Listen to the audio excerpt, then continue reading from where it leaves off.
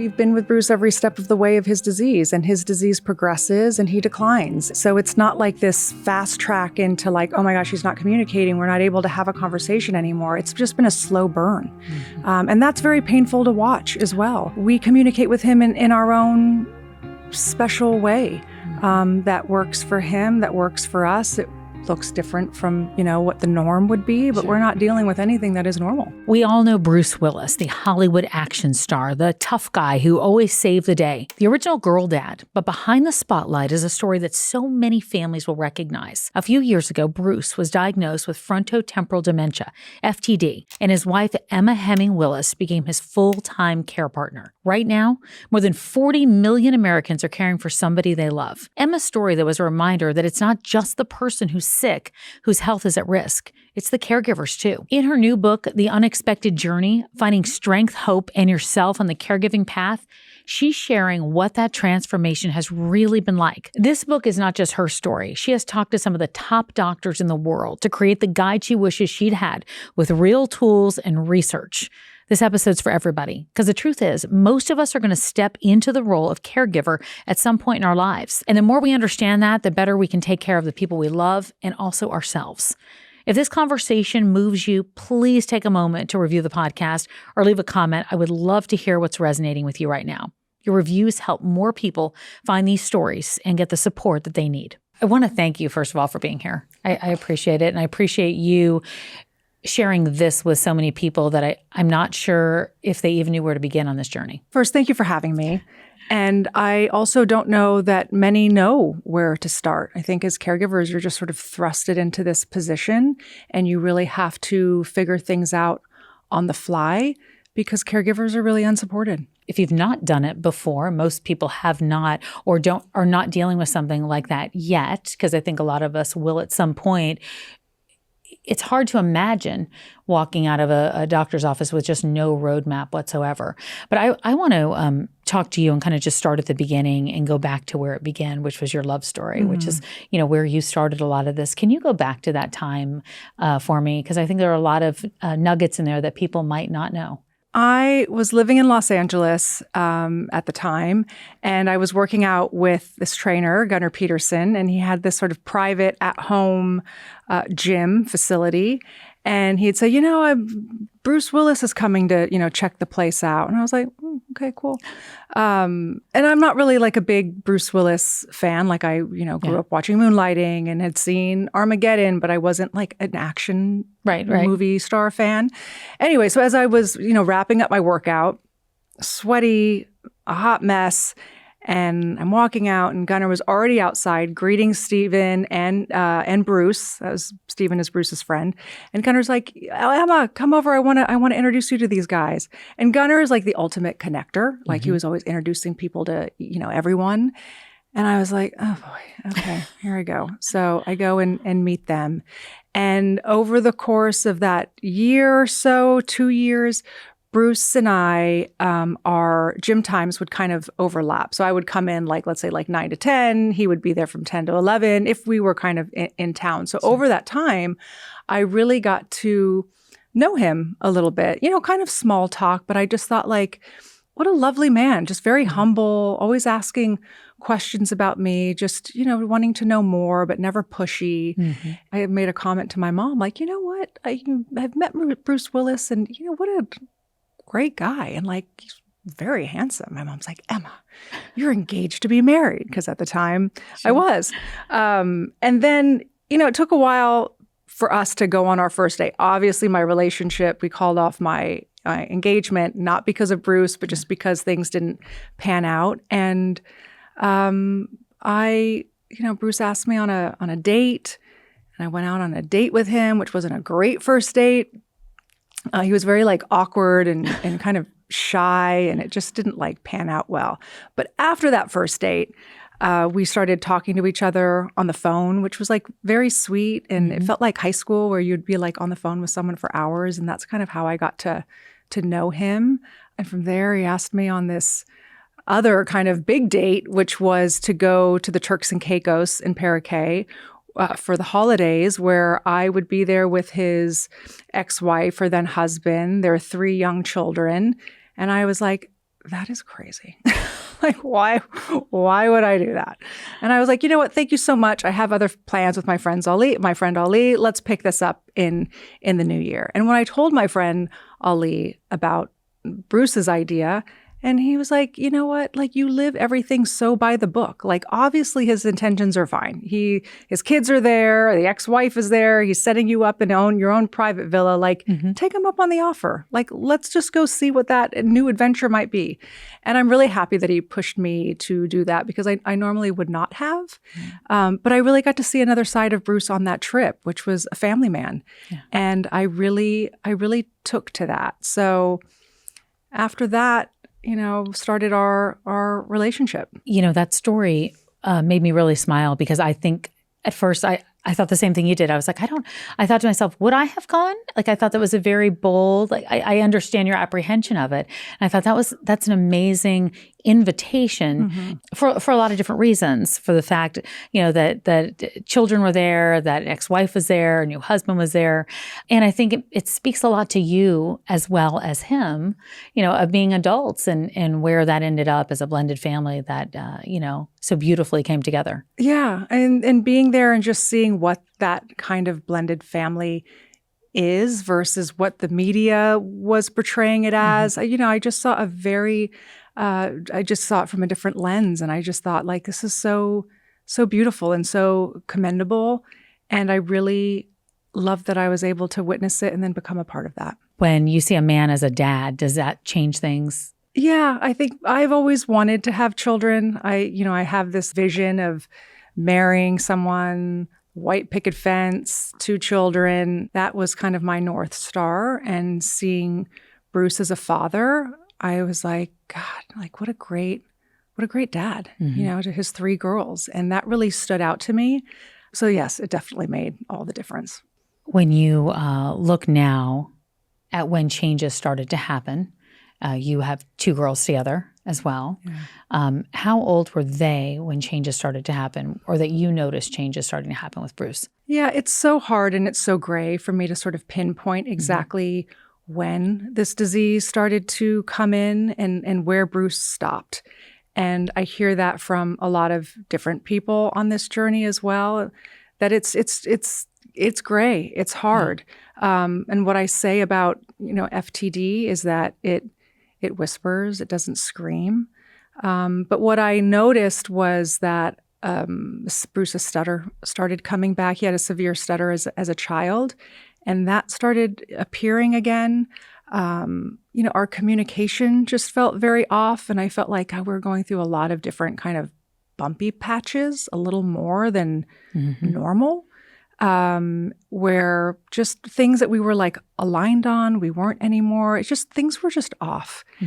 And it got to a point where it was so off that I just thought, there is something going on here. Right. This is not my husband. And I just went around him and got to his doctor. I think that's probably a really difficult thing to do, right? Did he notice that there was anything off? Did he feel that, or no one was flagging it? He wasn't flagging it. But I just knew, and it was really hard. I mean, I didn't want to do that, but I had asked, like, "Are you okay? Is everything okay with us?" Right. And it seemed like everything was fine, but I was like, "No, this isn't right." I always think about people that are listening that might not know if something's going on. They might not be at the place that you are. What did it take for you to finally get that diagnosis for him? Oh, gosh. I mean, what they say with FTD is that it takes an average of 3 years to get to that diagnosis. Wow. It's often misdiagnosed as depression, bipolar, midlife crisis. So by the time you get to that diagnosis, your person is usually very sort of advanced in their disease. It took a while to get us there. It's like a workup, right? You have to go do the scans and then have it be evaluated. And, and we didn't even land on FTD, wasn't even the first diagnosis that we got. For us, it was aphasia, and that was in early 2022, which was really a symptom of a disease, which was FTD. So when Bruce was finally diagnosed in late 2022, he was diagnosed with FTD PPA, which is the subvariant or the variant of FTD, which is primary progressive aphasia. That affects your language and comprehension and reading and all of that. And, FTD can come out in 3 different ways. So either language, behavior, or movement. So there's 3 types. So for Bruce, it was the language. And as hard as it was to receive that diagnosis, it all started to just make sense once we got it. I just think I had no idea until I dug into the book of how many different things it affects, first of all, and what it all means. Like I had no understanding of that whatsoever. Oh, I don't think anybody does until that you're faced with it. Like when people hear dementia, they automatically think Alzheimer's because that is the most common form. But there's like 120 different forms of dementia. Yeah. And your brain does so much more than just hold memory. So each part of the brain is, doing something different. Yeah. So you don't know what you don't know until you kind of have to.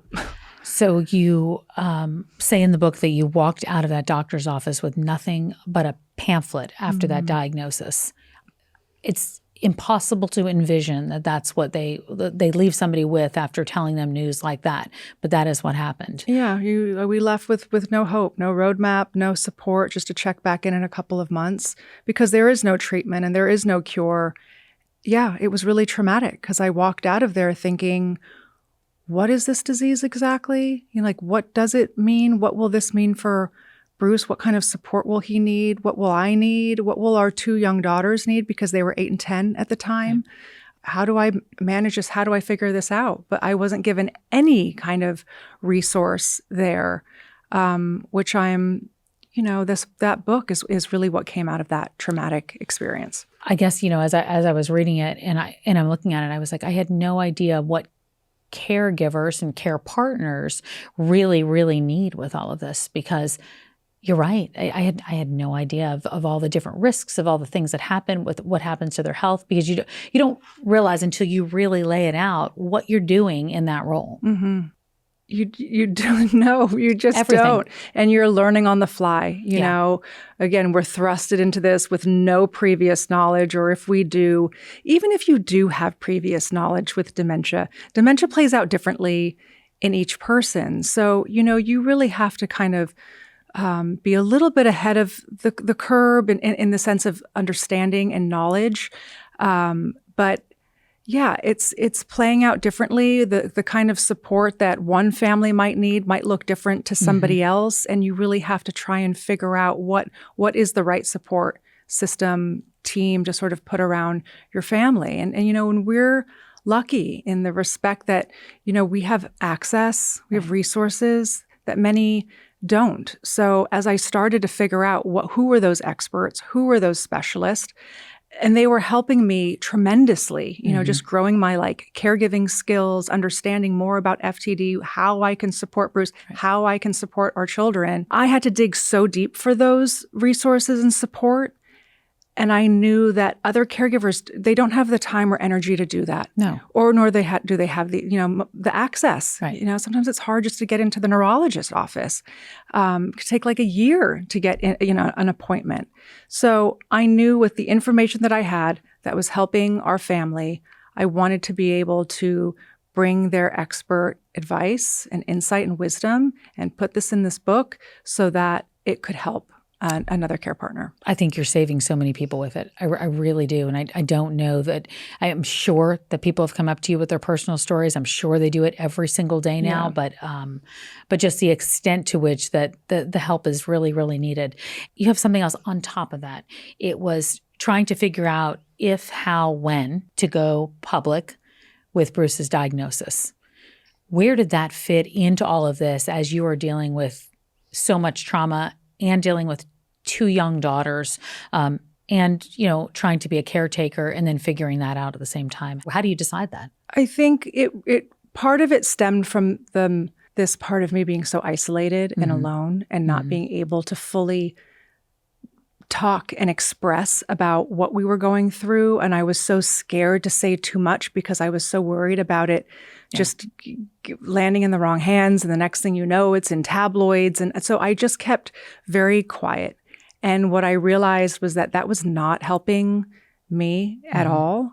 I wasn't able to get the right support around us because I was keeping it so secretive and close to the chest. It wasn't helping anyone. And I realized that once we landed on this diagnosis, and, FTD is a rare disease, but it's the most common form of dementia for people under the age of 60. And I saw that there could be a really, maybe like beautiful opportunity to be able to talk about this diagnosis and to be able to help somebody else, maybe help somebody else, be able to understand what FTD is so that they could get an earlier diagnosis than we did, to be able to help another caregiver. And I also there's so much stigma around dementia and so many people talk about it in hushed tones. And I didn't want our two daughters to think that that's what they needed to do. I said, we're not going to carry any kind of shame around this. We are going to talk about it and we are going to be loud about it. And I really wanted the girls to see this kind of reach that their father has. And, he is pretty well known in America, but even past America, he's so beloved. And I knew that this could change things. It could change the space. It could change the narrative. And I'm so happy that we decided to do that because now I'm able to connect. I have a community. I feel a little bit lighter being able to share. And it was the right thing. It was the right thing to do. I think there's so many people that are learning a lot from hearing his story. Right? And especially because of the age of this. Because you're right. When you think of dementia, you think of Alzheimer's, you think of somebody much, much older. You think of somebody in their 80s beyond. I don't think you think of it as these younger ages and how progressive it is, when you're dealing with something like this at such a young age. Yeah. I mean, I didn't know anything about a young onset dementia. I didn't know about FTD or a young onset Alzheimer's. I had no idea about that. So yeah, I think it's important to bring it to the forefront because what's crazy now is that the amount of stories I hear about people being diagnosed with a young onset or just, have gone through it. And, the numbers are climbing. In dementia alone, I mean, I think they're saying by the year 2050 that dementia cases are going to triple. So it's very much here and it's very much present. I wonder how many cases are coming forward now because of his story and because somebody didn't look at a symptom or said, oh, it's midlife crisis or it's, stress or somebody's tired. I wonder what we're going to see as we move forward with that. I have to imagine. Yeah, I would think that, you will hopefully see a shift. Yeah. I've met countless people that are like, just because you guys came out and because you've talked about FTD and what that looks like and what early symptoms might be, I, realized that my husband was experiencing went through the checklist and, was checking so many things off. And now we're getting ready to receive a diagnosis. And I just think that's beautiful because this family is going to get supported earlier on, because a lot of times when people get this diagnosis, families have already fallen apart. Right. Marriages have already crumbled. That whole family system is destroyed because you don't understand what could be happening to your spouse, your partner. So I think that being able to raise awareness is really important. I want to see people get diagnosed earlier so that they get the support that they need to get into the clinical trials that exist, because the issue is that when you're diagnosed too late, you can't participate in those trials. How early do you have to be in your diagnosis to be able to participate? I mean, that's early on in the process. Is that what that is? Yeah. I mean, the person who has FTD has to be willing. Right. And dementia is hard. I mean, imagine trying to explain what FTD is and please be still for the MRI and now we're going to do blood work. It's not as easy, it's the communication part of it is hard. But they're really also looking at genetic families, which I want to say about 30% are genetic, where the rest are sporadic, meaning it just sort of happens, where the family, they can get tested genetically to see if they have the gene. And if they do, then they get into the clinical trials early before symptoms start. And that's how they're kind of testing these out. Was there a moment when you realized, look, you had the diagnosis, I can't do this myself, but you felt like bringing on help was showing that you couldn't handle it all, which is completely not what that is. But did you feel like I've got to just, I think a lot of women do that. Like, I just got to do it on myself because that's the right thing to do. Yeah, that's I think what I've subscribed to that, that I'm a woman, this is my husband, this is what you do for your spouse. I'm going to be a caregiver. I've got this covered. I'm going to raise my children. I don't need help. I'm not going to raise my hand.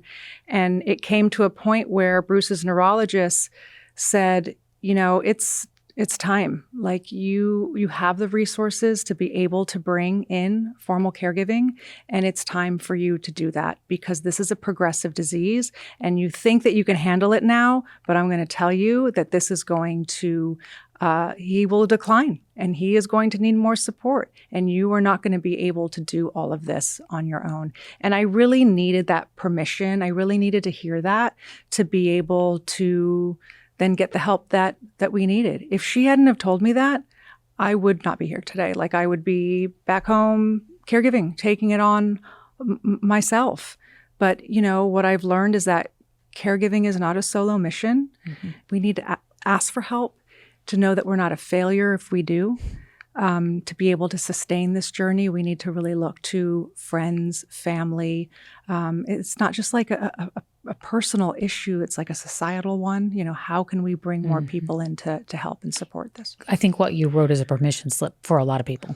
I really do. And I hope you know that. I don't know if you even have the...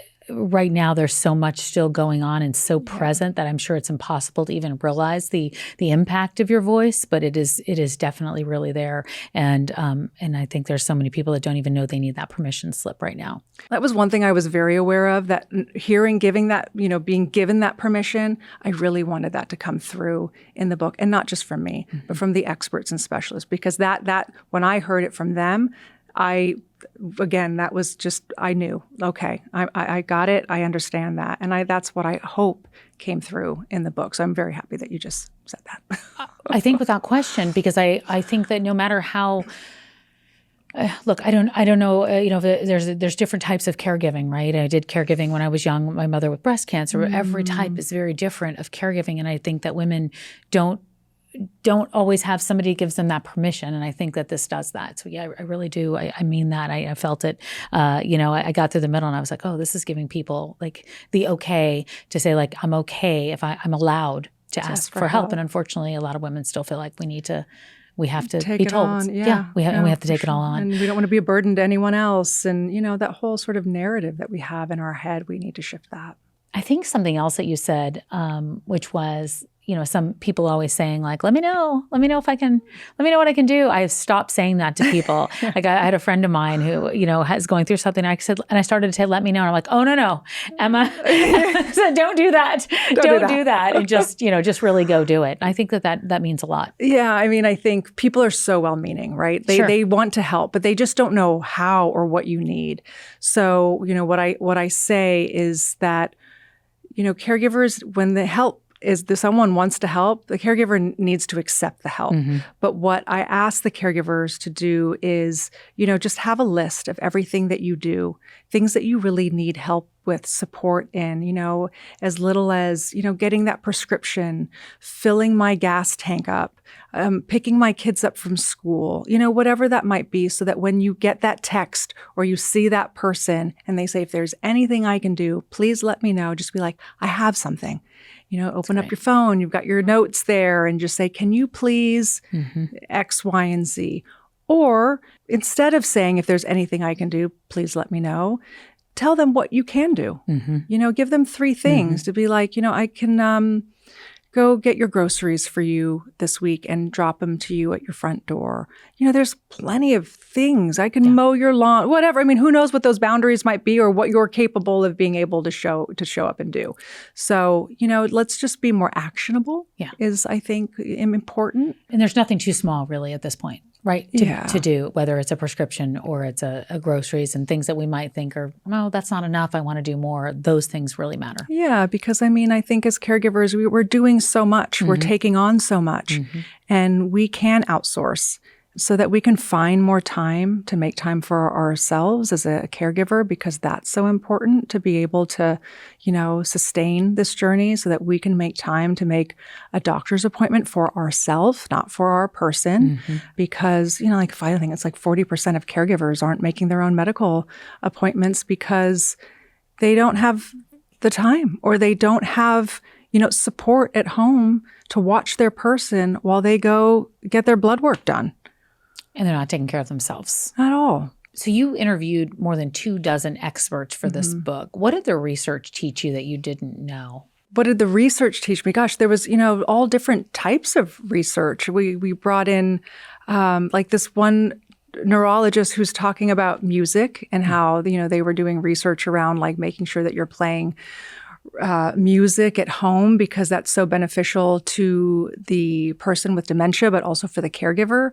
There was also this study that someone did, Dr. Lauren Massimo, that showed that when caregivers looked after themselves, when they made more time for themselves, that there was actually a beneficial behavioral shift for the person that they were caring for. So it showed that if you cared for yourself and sort of, whatever that might look like for you to care for yourself, that there was a benefit, for the person that you were caring for. Has that been hard for you to do? I know you've got two young girls too at the same time. What has it been taking you to try to learn how to do that? Because I can imagine it's hard. Yeah, I mean, in those early days when I had no support, I wasn't thinking about myself and what that even means. Again, it was Bruce's neurologist who told me about these statistics of caregivers dying before their loved ones. It's like 30% of caregivers die before their loved ones. And I didn't know that caregiving could be so bad for your health.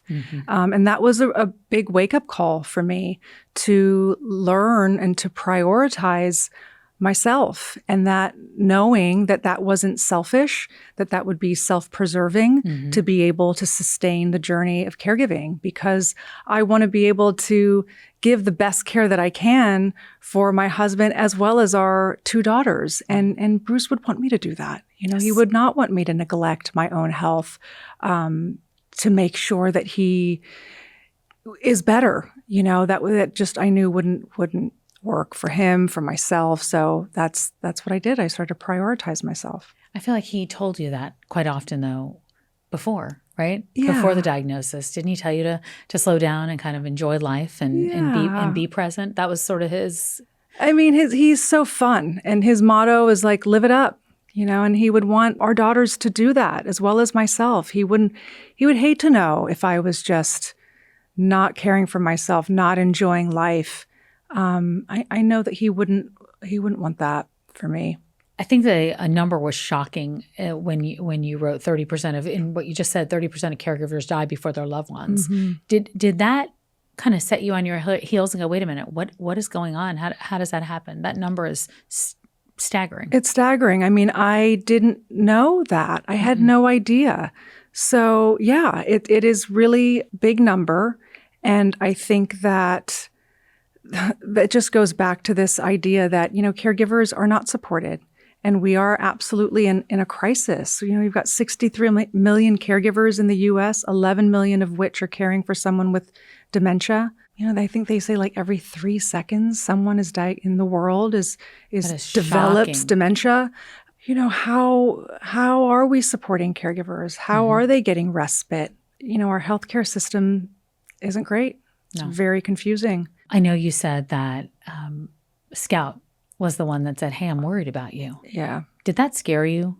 Have her telling you that she was worried about you. I mean, that really shows you something is going on. Yeah. I mean, what she'd said was that, like, I'm more worried about you than I am my dad. And I thought, oh, gosh, okay. And that's when I knew. I was like, that was another person to tell me, like, get your act together. Like, what are you doing? And it's important to have people in your life that can really like call you out. And I was appreciative to Scout, to my doctor, Bruce's doctor, for, speaking up and seeing it and sort of, flagging it for me. Who do you have to lean on these days? Do you feel like that network has grown in a lot of ways? I'm sure there's one that you're very, very close to, and then there's people that, that come in and out. I think it's the caregiving community. What's been so beautiful about sharing our story is that it's also, I have been able to tap into that unit of other people on the same journey who get it. That for me has been really important. When caregivers share their stories, what we learn from each other is really magical and very helpful. So that is really, I would say, my support right now, because, we're still on our journey. I'm still learning as I go. Sure. I'm going to make mistakes as I go, but, I can always, pick another caregiver's brain. Like, this is what's happening. Like, what did you do? So there's a lot of different people I can kind of tap into. That's really been very supportive and helpful for me. If there is somebody listening right now that just got a diagnosis like this or is suspecting a diagnosis like this, is there a first step you would want to see them take tonight? I think what's most important is that they know that they're not alone, and that to know that there is actually support out there, and that when they do receive that diagnosis, they will probably leave that doctor's appointment with nothing. But I want them to know that there are actually resources out there. There is a community that they can connect to. I just want them to walk away feeling the complete opposite of how I did. I'm working with UCSF right now, that when someone is diagnosed, instead of just, a check back in a couple months, they're actually leaving with a roadmap, a caregiver's roadmap that has just a couple of resources. We're not trying to overwhelm the caregiver, but gosh, I just think back and I was like, if that doctor would have just said, you know what? Contact the AFTD, which is the Association for Frontotemporal Degeneration. You'll go on their website. You're going to see a ton of different resources and support. That would have just one resource. That would have been incredible for me. So I just want other caregivers to know that there is support and to start knowing that it's okay to ask for help and that you're not a failure if you do need it. Do people ask you what to expect if you're further along the process than they are? Do you explain that to them and talk to them about what you've seen in the progression of Bruce? Dementia plays out differently in everyone, and I think that's why it's even so hard to sort of get I try to pick the brain of our neurologist, and it's sort of be like, oh, okay, well, this is what's going to happen. It's hard to know, but I like to be able to hear from our neurologist who can kind of give me sort of the broad strokes of things that they've seen. But it's hard for me to be able to tell someone how their person's disease will play out. It's really hard. It's like not one size fits all. You communicate with Bruce, and I'm sure that you see flashes, of different things at different times. How do you do that, and how do you work through that? Because you're watching everything in real time right now, and you're the one that's aware of everything that's going on. Yeah, again, we've been with Bruce every step of the way of his disease, and his disease progresses and he declines. And so it's not like this fast track into oh my gosh, he's not communicating, we're not able to have a conversation anymore. It's just been a slow burn. And that's very painful to watch as well. But we have learned we communicate with him in our own special way that works for him, that works for us. It looks different from, what the norm would be, but we're not dealing with anything that is normal today. So, listen, as hard as this is, there is still so much beauty in it. I think that this picture of dementia is painted in such a negative way. And I think that when that conversation is only negative and how terrible and horrific it is, I think that narrative is harmful, because then people are scared of it and it just adds to the stigma of it. And I think that it's important to shift that, because if we keep with that narrative, the person with the disease won't get the support that they need, nor will the caregiver. So, our life is still there is joy. We have laughter. That's very much a part of it. There are things that Bruce does that's, funny, that we can laugh with him, and it's not all bad. I like how you're showing up, though, and showing your daughters that it's not something to be shameful of, because I think we've had enough of shameful conversations and whispering about things. I mean, we didn't say the word cancer for a long time. We really had a lot of shame if somebody wasn't completely what we consider, in quotes, normal. And I'm grateful for that for your daughters, because they're learning that at such a young age to have a voice. Yes, to have a voice and be able to meet people where they're at and to have compassion and understanding, I think, is really important in this world. I mean, not only are we trying to teach our two daughters that, but other people could use that lesson too. Are there things that have shifted the way that you show up day to day? Whether, I know there was one part talking about what you're wearing, like not wearing black. Can you talk a little bit about some of the things that might have surprised you? I mean, I think when you're talking to so many experts, and you did talk to a lot of experts, there's a lot of different advice that you wouldn't. I mean, you talked about music, but there's a lot of other layers of that advice. Yeah. So Teepa Snow is a dementia care specialist. When we came out with our family statement, I was like, oh my God, I can finally really just tap into all this different support. And Teepa Snow was a name that sort of surfaced, multiple times. And I was able to work with her just to kind of help me, as I was develop my caregiving skills. Sure. And, she told me that when you are with someone who has dementia, don't wear black because it looks like you are a floating head. Remove all black doormats at the front of your door because it looks like a black hole in the ground to someone with dementia. When you are talking to someone with dementia, don't talk to them standing straight on because that looks like you're being confrontational. Instead, stand sideways with your shoulder towards them. You're using a lot of different hand movements, like thumbs up and okay, without talking too much. Sometimes it's very hard for people with dementia to be able to just sort of understand all the words and just keep it, short and concise. And sometimes a thumbs up or thumbs down is really, and you don't know all this stuff. Yeah. So I just, again, that's, the beauty of Teepa Snow and the specialist that she is, to be able to really help me and to be able to pass that knowledge off. You've said that if this disease one day became known as the Bruce Willis disease, you would be okay with that. Can you go into that a little bit? I mean, I know, we've talked his globally, of who he is, but I also think that his story is allowing other people to speak out, like you're speaking out about their loved ones. Well, it's like how Lou Gehrig's disease, how that was, from ALS.